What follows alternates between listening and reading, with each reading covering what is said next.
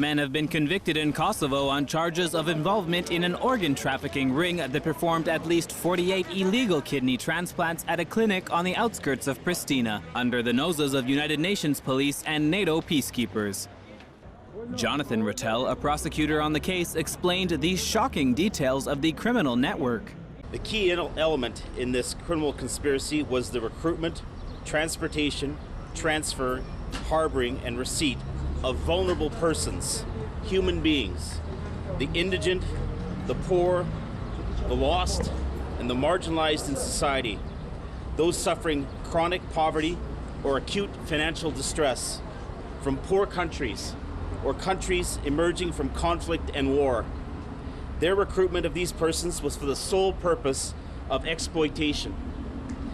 Exploitation as donor victims and the removal of their organs for that purpose.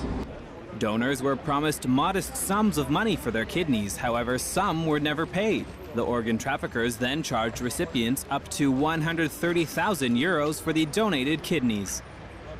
The sole and driving motive for this exploitation of the poor and the indigent and the vulnerable was the opportunity for obscene profits and human greed. In every sense, this was the cruel harvest of the poor and the weak in our society. The trial began in December 2011 and over 100 witnesses were heard during the proceedings. At least 48 kidney transplants involving 24 donors and recipients took place in the Medicus clinic between 2008 and 2009. The trial of the men, all citizens of Kosovo, has taken on added significance in the region because it echoes a high-profile probe into alleged organ harvesting by guerrilla fighters during the 1998-1999 war.